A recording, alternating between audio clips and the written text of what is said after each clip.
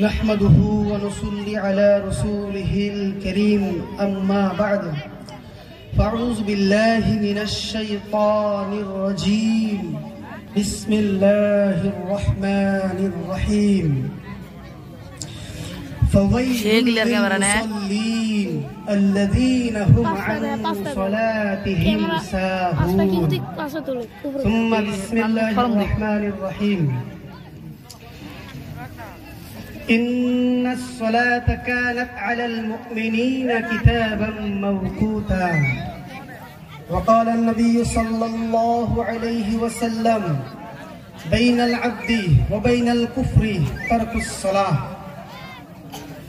আজকের সম্মানিত সভাপতি সাহেব এবং বাহিরে থাকা ইসলামিক ভালোবাসিক মানুষরা যারা আসছেন এবং দূরদরাজ থেকে আনেওয়ালা আমাদের ইসলাম প্রেমিক এবং পর্দা আড়ালে থাকা আমাদের মা ও বোনেরা সবাইকে আমি আমার দিলের স্থল থেকে সালাম জানাচ্ছি। আসসালামু ওয়া রাহমাতুল্লাহি ওয়া বারাকাতুহু। मेरे महतरम बुजुर्गों दोस्तों, मेरे अजीज साथियों, আল্লাহ সুবহানাহু ওয়া তাআলা আমাদের সবাইকে বিভিন্ন কাজের থেকে ফারিক করিয়া একটা দামি মজলিস, একটা দামি ইসলামী মাহফিলে বসার তৌফিক দিয়েছেন। তাই আমরা সবাই আল্লাহ সুবহানাহু ওয়া তাআলার শুকর আদায় করি, আলহামদুলিল্লাহ।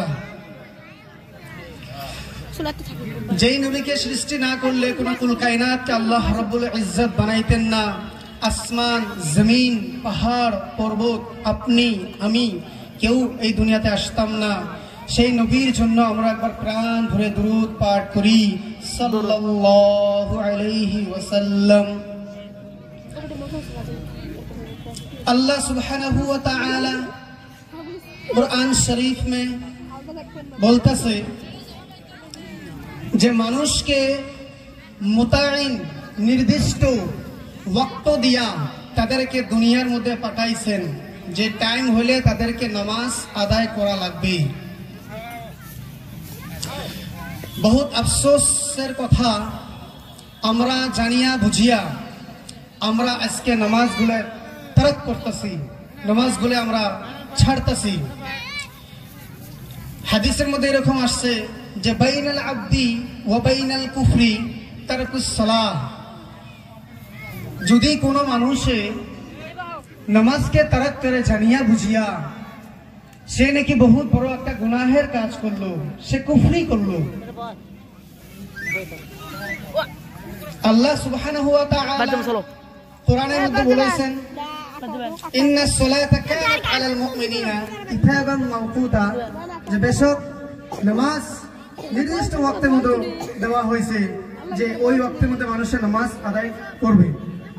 কিন্তু আমাদের মধ্যে এরকম আমরা ইমানদার, আমরা এরকম আমাদের ইমান কমজোর যে আমরা নামাজ পাবন্দিকে সাথে আদায় করতে পারি না ভাই।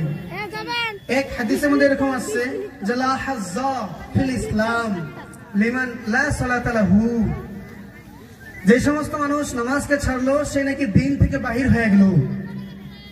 নামাজের হুকুম বহুত বড় হুকুম। নবী সাল্লাল্লাহু আলাইহি সাল্লামকে জিজ্ঞাসা করা হইল, ইয়া রাসূলুল্লাহ, ইসলামের মধ্যে সবথেকে ভালো আমল কোনটা? রাসূল সাল্লাল্লাহু আলাইহি সাল্লাম বলল যে তোমরা কি এই টাইমের মধ্যে নামাজ আদায় করো। মেরে মাহতারাম বুজুর্গ দোস্ত, নামাজ সাহাবাদের নামাজ এরকম নামাজ ছিল যে ওদের গায়ে যদি তীরও হানতো তাহলে